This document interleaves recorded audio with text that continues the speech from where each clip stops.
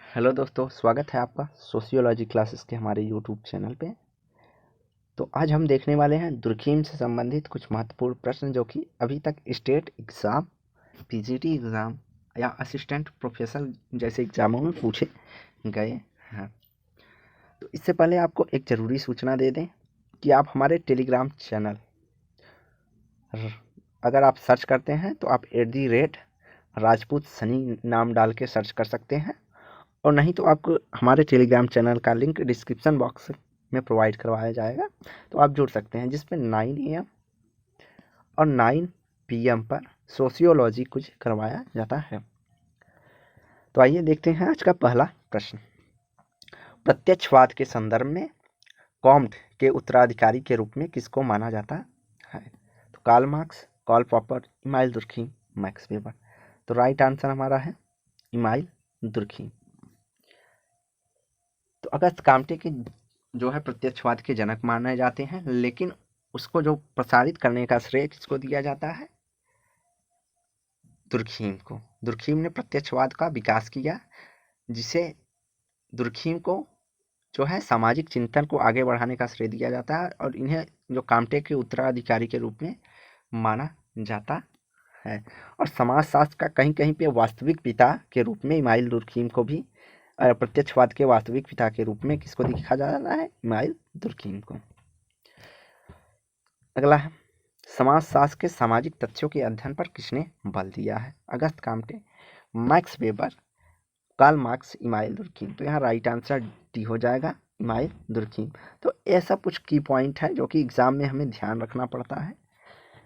तो सामाजिक तथ्य जो है इमाइल दुर्खीम से जुड़ा हुआ है। इन्होंने सामाजिक संरचना के निर्माण सामाजिक तथ्यों से होता है ऐसा कहा है, और इन्होंने सामाजिक तथ्यों को एक वस्तु के समान देखने की बात कही है। अगला है, निम्नांकित में से किस समाजशास्त्री ने व्याधिकी सामाजिक तथ्यों की व्याख्या की है? तो यहाँ पे राइट आंसर जो हो जाएगा कॉम्ट, दुर्खीम, सीमेल, वेबर में से राइट आंसर है हमारा दुर्खीम। दुर्खीम सामाजिक तथ्य की अवधारणा को समझते हैं, और इन्होंने सामाजिक तथ्य की जो अवधारणा है उसके लिए बाह्यता एवं बाध्यता दो शब्दों का प्रयोग किया है। इसके अलावा इन्होंने जो सामाजिक तथ्य के दो प्रकार बताए हैं, पहला एक सामान्य, दूसरा व्याधिकी। सामान्य सामाजिक तथ्यों के अंदर वे आते हैं जो जीवन को संगठित करते हैं या जीवन को जीने की में सरलता प्रदान करते हैं, जबकि व्याधिकी सामाजिक तथ्य उनको कहा है कि जो जीवन जीने में बाधा डालते हैं, कठिनाई प्रकट करते हैं।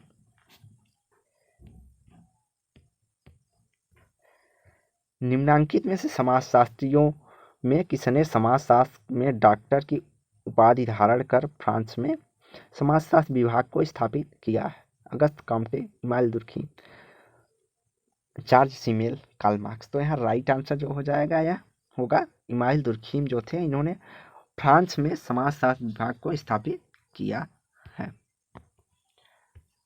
अगला है, यांत्रिक समयक का सिद्धांत किसने प्रतिपादित किया है? Marks, weber, Durkheim, Comte. तो यहाँ राइट आंसर हो जाएगा दुर्खीम।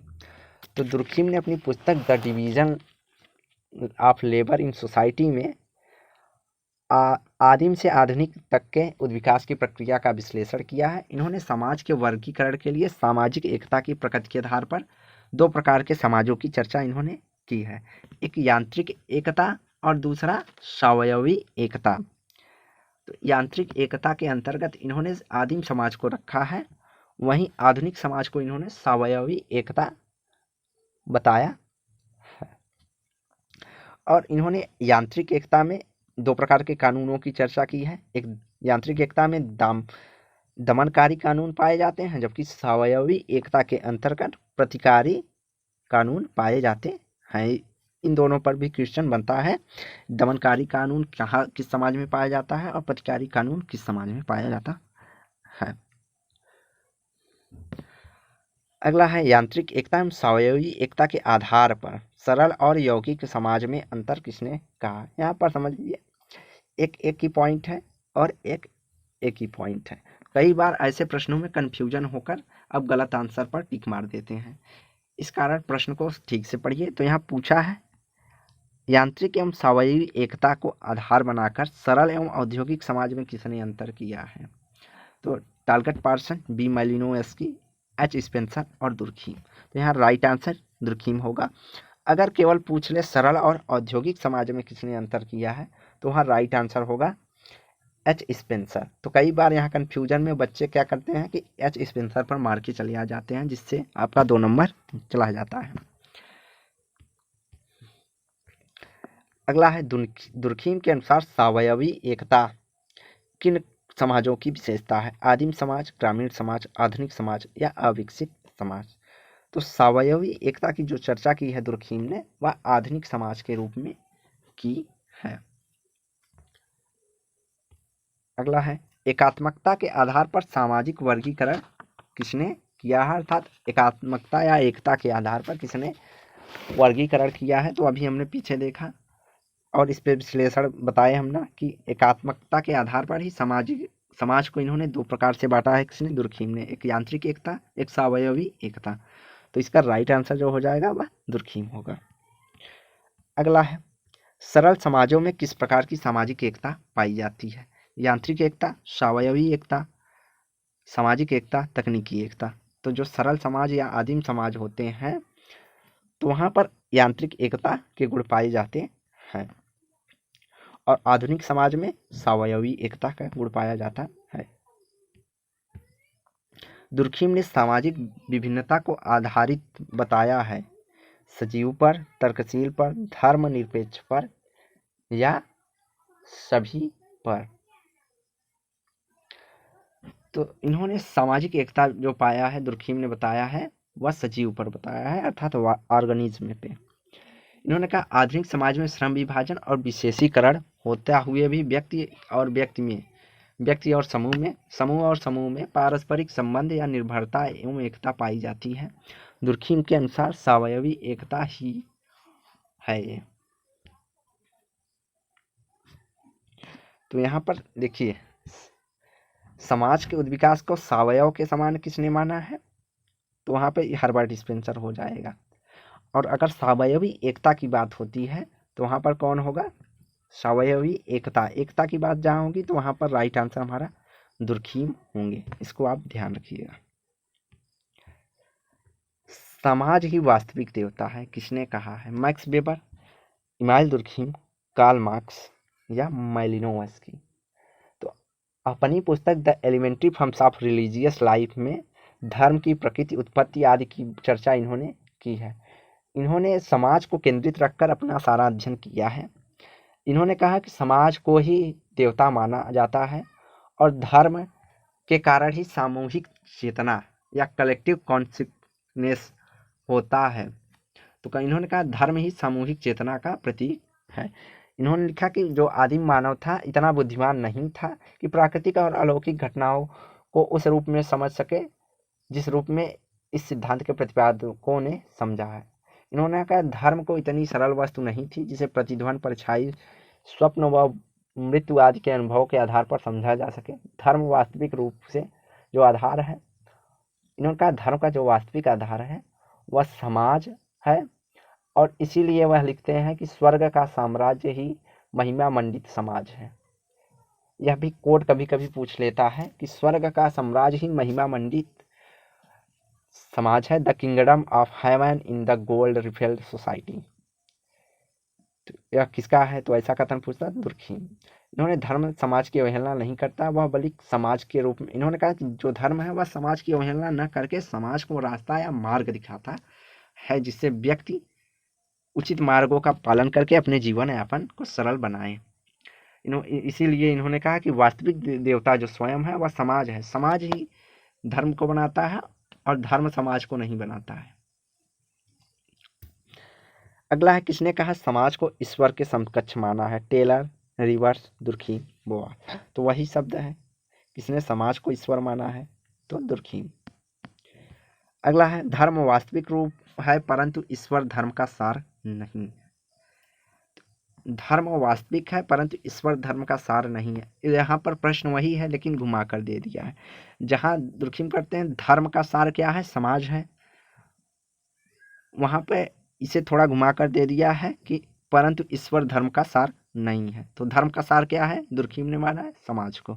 तो Auguste Comte, Herbert Spencer, Max Weber या दुर्खीम? तो राइट आंसर ऑफकोर्स हमारा दुर्खीम होगा। अगला जो क्वेश्चन है वह है, निम्नलिखित में से किसने जनसंख्या घनत्व को श्रम विभाजन से संबंध बताया है? Herbert Spencer, Adam Smith, Durkheim या मैक्स वेबर? यहाँ पे राइट आंसर जो हो जाएगा वह दुर्खीम होगा। अगर पूछ ले कि सर्वप्रथम श्रम विभाजन की बात कौन करते हैं, तो वह एडम स्मिथ अर्थशास्त्र में श्रम विभाजन की चर्चा करते हैं सर्वप्रथम। दुर्खीम का मत था प्राचीन समाज में श्रम विभाजन स्पष्ट आदिम समाज में नहीं था और सरल समाज था, लेकिन जिस तरह जैसे जैसे समाज में आवश्यकताएं बढ़ती गईं, उन आवश्यकताओं के पूर्ति करने के लिए जो समाज के अंग थे वह सीमित थे। जैसे जनसंख्या एवं हमारी आवश्यकता बढ़ी, वैसे वैसे श्रम विभाजन और स्पष्टीकरण बढ़ता गया। पहले एक बढ़ई होता था जो बहुत कई सारे काम करता था, लेकिन आज के समय में फर्नीचर कोई अलग मिस्त्री बना रहा है, खटिया टेबल और कोई अलग बना रहा है, दरवाजा कोई अलग से मिस्त्री लगा रहे हैं। तो ये सब क्या हुआ? श्रम का विशेषीकरण हो गया। लोहे का कार्य कोई और कर रहा है, लकड़ी का कार्य कोई और कर रहा है। तो यह श्रम विभाजन की विशेषता है कि जैसे जैसे जनसंख्या बढ़ती गई श्रम विभाजन बढ़ता गया, ऐसा दुर्खीम का मानना है। अगला प्रश्न है, आर्थिक संस्था मानते हुए समाज में श्रम विभाजन के प्रकारों का विश्लेषण किया है? Max Weber, Emile Durkheim, Adam Smith या कार्ल मार्क्स? तो राइट आंसर हो जाएगा बी, दुर्खीम। दुर्खीम जो है, इन्होंने श्रम विभाजन को आर्थिक सहयोग के रूप में देखा है। इन्होंने कहा है कि यह एक सामाजिक तथ्य के रूप में देखते हैं इसको, और इन्होंने कहा जो श्रम विभाजन के प्रकार हैं वह आर्थिक संस्थाओं के ऊपर निर्भर करते हैं। जिस समाज में नैतिकता का बल अधिक एवं सहयोग होता है या समाज के प्रकार को कम श्रम विभाजन होते हैं, वैसे सरल समाज होते हैं। और जहाँ श्रम विभाजन समाज की आवश्यकताओं की पूर्ति के लिए अधिक से अधिक विशिष्टीकरण होता जाता है, इसे उन्होंने कहा है जहाँ पर जितना ज़्यादा विशिष्टता होगा वहाँ पर उतनी कम नैतिकता होगी, और जहाँ पे जितना सरल समाज या कम श्रम विभाजन होगी वहाँ पर उतनी नैतिकता की अधिकता देखी जाती है, ऐसा दुर्खीम कहते हैं। सुदृढ़ता, समाजशास्त्रियों में से किसने तुलनात्मक विश्लेषण में परिणात्मक विधि का प्रयोग किया है? तो तुलनात्मक विधि में परिणात्मक विधि का प्रयोग किया है Karl Marx, Max Weber, Emile Durkheim, Auguste Comte. तो यहाँ पे राइट आंसर हो जाएगा सी, इमाइल दुर्खीम। इमाइल दुर्खीम ने कहा समाजशास्त्रीय व्याख्या जो है उसके कारण और संबंधों की खोज में निहित होती है। इसका प्रकृति जो है वैज्ञानिक होता है, परंतु समाजशास्त्र में यह पूर्णतः प्रकृति जो वैज्ञानिक रूप से संभव नहीं है, लेकिन इसमें तुलना के रूप में हम तथ्यों के बारे में विशेषीकरण के रूप में उसका परिणात्मक विधि के साथ प्रयोग कर सकते हैं। अगला है, सामूहिक प्रतिनिधान की अवधारणा किसने प्रस्तुत की है? कुले, फ्रायड, मीड, दुर्खीम? तो राइट आंसर यहाँ पे हो जाएगा दुर्खीम। तो इन्होंने कहा है कि समाज द्वारा मान्य उन विचारों, धारणाओं, भावनाओं या प्रतीकों को हम सामूहिक प्रतिनिधान की संज्ञा करते हैं जो समाज का प्रतिनिधित्व करती हूँ। इनमें समाज के सदस्य आदर की दृष्टि से देखते हों और इससे होने वाली सामाजिक क्रियाओं का निर्माण व्यक्तिगत चेतना को प्रभावित करता हो। तो जैसे सामाजिक प्रतीक हो गए, धार्मिक प्रतीक हो गए, यह सब सामूहिक प्रतिनिधान के तत्व हैं। जैसे राष्ट्रीय ध्वज हो गया हमारा, जो कि एक सामूहिक प्रतिनिधान का एक विशिष्ट उदाहरण है, जिसे देख के बाद सभी के मन में एक तरह की भावना उत्पन्न होती है, अर्थात सम्मान का, सभी उसका सम्मान करते हैं। तो इसीलिए उसे इन्होंने सामूहिक प्रतिनिधान कहा है।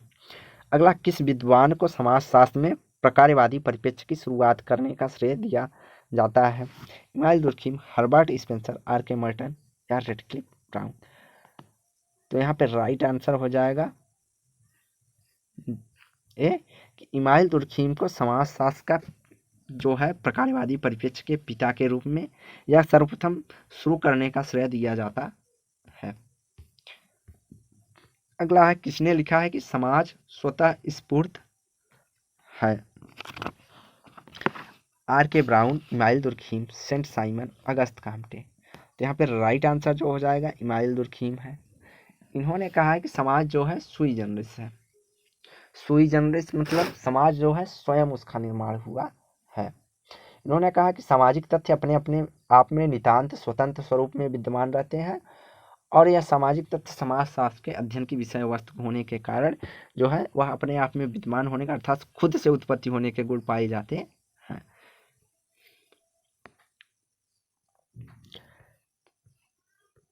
अगला, दुर्खीम के अनुसार निम्नलिखित में से कौन सी एक विशिष्ट विशेषता सामान्य चेतना की नहीं है? घनत्व, आयतन, तीव्रता, निर्धारण। तो दुर्खीम ने जो विशिष्ट विशेषता है, मतलब किसने सामान्य चेतना की विशेषता के रूप में इसको नहीं देखा है, तो यहाँ पर राइट आंसर हो जाएगा घनत्व। तो दुर्खीम के अनुसार दो प्रकार की विशेषताएं होती है, एक सामान्य और एक विशिष्ट। तो आयतन, तीव्रता तथा निर्धारण सामान्य चेतना की विशेषता है, जबकि घनत्व सामूहिक चेतना की विशेषता है। दुर्खीम ने किस जनजाति का विस्तृत अध्ययन करके टोटम की अवधारणा को विकसित किया है? अरुंटा, भील, हो, खासी। तो ऑस्ट्रेलिया की अरुंटा जनजाति का अध्ययन करके दुर्खीम ने टोटमवाद की अवधारणा को दिया है। इन्होंने कहा कि टोटमवाद धर्म का अति प्राचीन स्वरूप है। तो दुर्खीम के अनुसार धर्म का अति प्राचीन स्वरूप क्या है? टोटमवाद। यह भी क्वेश्चन पूछ लिया जाता है। अगला है, दुर्खीम के अनुसार सबसे प्रमुख आदिम धर्म का प्रकार है आत्मवाद, प्रकृतिवाद, टोटमवाद, मानववाद। तो यहाँ पे राइट आंसर हो जाएगा टोटमवाद। आत्मवाद की बात कौन करते हैं? टाइलर। प्रकृतिवाद की बात मैक्समूलन करते हैं और मानववाद की बात कौन करते हैं? हावेल।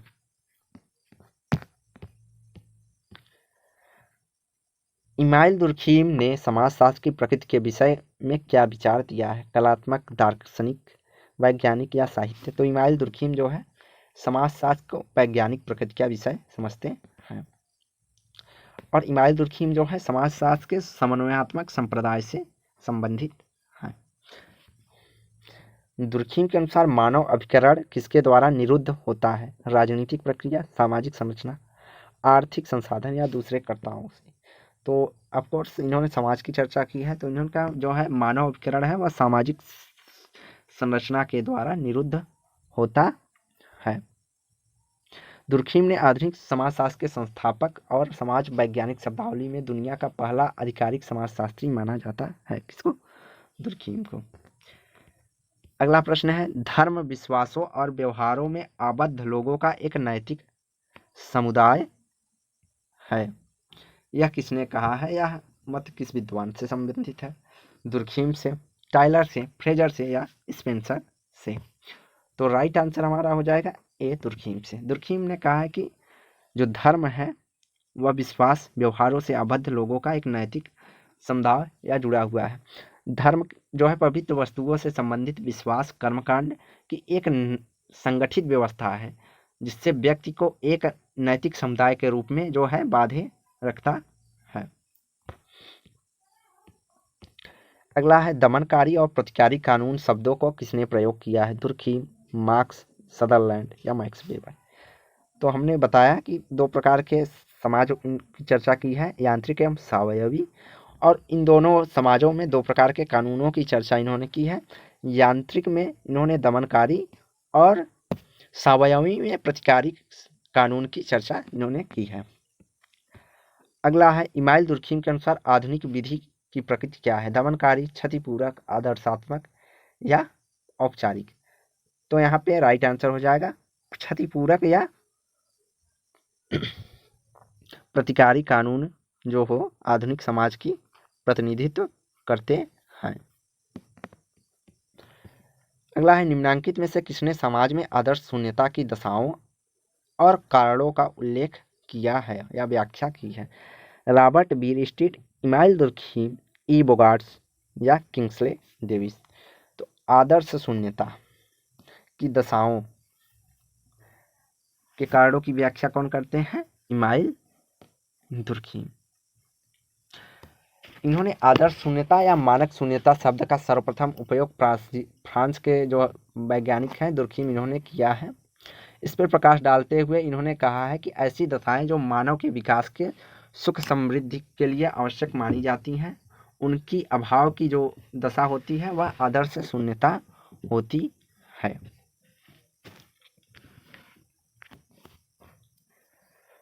तो और कभी कभी आदर्श प्रारूप, अगर आदर्श प्रारूप पूछ लेता है तो वहां पे राइट आंसर कौन होता है? Max weber.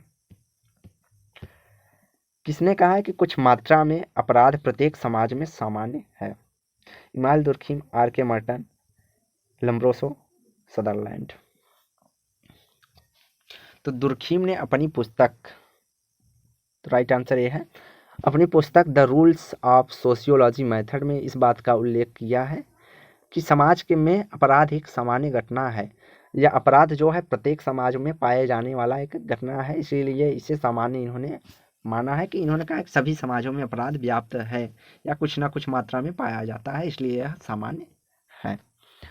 अगला, धर्म के अध्ययन में किस समाज शास्त्री ने पवित्र और साधारण अवधारणाओं का प्रयोग किया है? बोगार्ट्स, इमाइल दुर्खीम, किंग्सले डेविस या कार्ल मैनहीम। तो धर्म के अध्ययन में पवित्र और अपवित्र, पवित्र और लौकिक अवधारणाओं का प्रयोग किसने किया है? Emile Durkheim. इन्होंने धर्म का जो सिद्धांत दिया है वह the elementary forms of religious life के अपनी पुस्तक में दिया है। इन्होंने कहा प्रत्येक धर्म में दो प्रकार के तत्व पाए जाते हैं, एक लौकिक प्रोफेन और पवित्र अर्थात सेक्रेट और प्रोफेन की बात करते हैं, और कहीं कहीं पर लौकिक जो है वह अपवित्र के रूप में भी दिया रहता है। पवित्र वस्तुएं वह है जो वस्तुतः श्रेष्ठ रूप से संरक्षित और पृथक रखी जाती हैं, और साधारण और निषिद्ध वस्तु जो होते हैं वह पवित्र से दूर रखी जाती हैं, उन्हें लौकिक या अपवित्र कहा जाता है, ऐसा दुर्खीम कहते हैं। अगला है,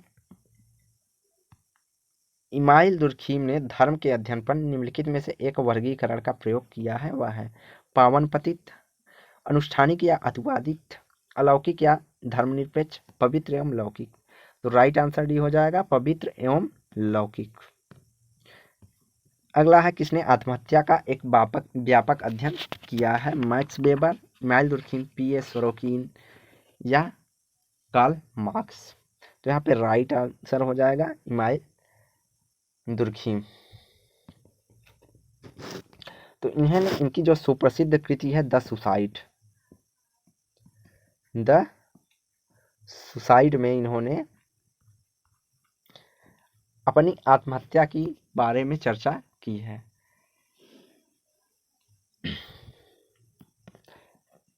इन्होंने आत्महत्या को एक सामाजिक तथ्य के रूप में देखा है। सबसे प्रमुख विशेषता है इन्होंने आत्महत्या को व्यक्तिगत न मान के ये कहा है कि आत्महत्या व्यक्ति सामाजिक कारणों के कारण करता है, आत्महत्या के लिए समाज ही जिम्मेदार है, ऐसा दुर्खीम मानते हैं।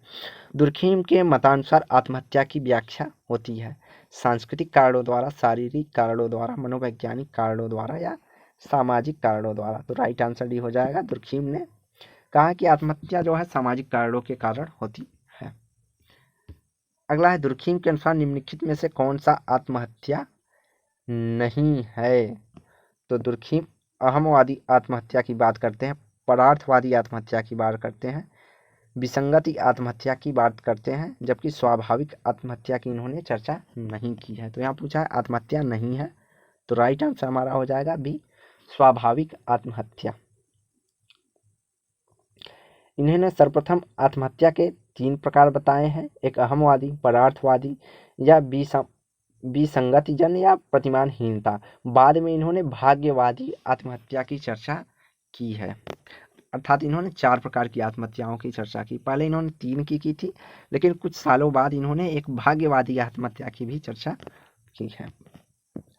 अगला है, निम्नलिखित में से किसने आत्महत्या के प्रकारों का वर्णन किया है? दुर्खीम, कॉम्ट, मार्क्स या वेबर।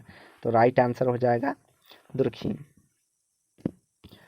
अगला है, आत्महत्या समाज के नकारात्मक दबाव का फल है या कथन संबंधित है? दुर्खीम, फ्रायड, पार्सन्स या मैक्स ब्लैक। तो राइट आंसर हो जाएगा दुर्खीम।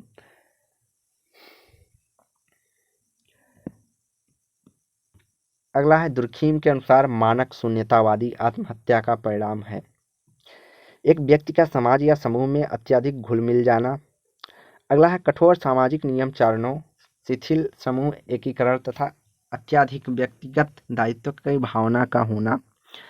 तीसरा है नियमहीनता की स्थिति अथवा अपने आप को अकेला समूह से कटा हुआ पाना। उपयुक्त में से कोई नहीं। तो यहाँ पे राइट आंसर होगा जो मानक शून्यता की आत्महत्या को इन्होंने चर्चा की है वह है कि नियमहीनता की स्थिति और अपने आप को अकेला समूह से अकेला या अलग मान पाना ही मानक शून्यता की आत्महत्या का परिणाम होता है।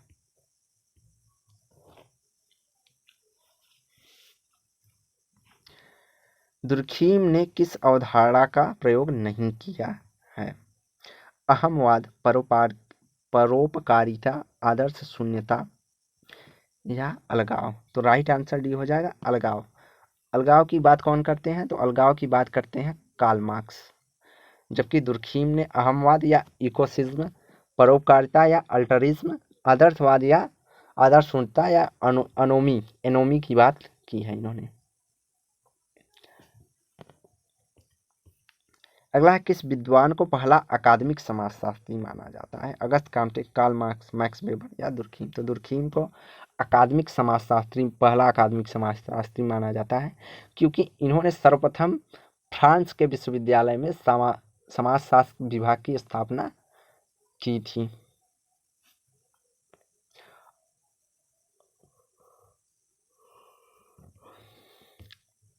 अगला प्रश्न है दुर्खीम के अनुसार कौन एक सामाजिक तथ्य की विशेषता नहीं है? सामाजिक तथ्य की प्रकृति अमूर्त होती है, सामाजिक तथ्य व्यक्ति से बाह्य होते हैं, सामाजिक तथ्य में बाध्यता की विशेषता होती है, सामाजिक तथ्य व्याधिकी और सामान्य दोनों प्रकार के होते हैं।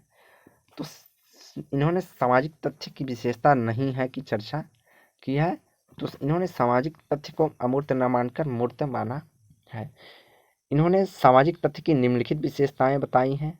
पहला कि सामाजिक तथ्य जो है व्यक्ति से बाह्य होता है। दूसरा इन्होंने कहा सामाजिक तथ्य व्यक्ति को बाध्य कर सकता है किसी चीज़ को करने के लिए। तीसरा इन्होंने बताया कि सामाजिक तथ्य जो है व्याधिकी तथा सामान्य दोनों प्रकार के, एक ही सामाजिक तथ्य में दोनों प्रकार के गुण पाए जा सकते हैं। इन्होंने सामाजिक तथ्यों का स्रोत जो है सामूहिक चेतना और समाज को माना है। दुर्खीम के अनुसार सामाजिक तथ्य की विशेषता क्या नहीं है? सामाजिक तथ्य जो है मूर्त रूप होते हैं, अमूर्त नहीं। तो आज की वीडियो यहीं समाप्त होती है। वीडियो को लाइक एंड शेयर करें, चैनल को सब्सक्राइब करें। धन्यवाद।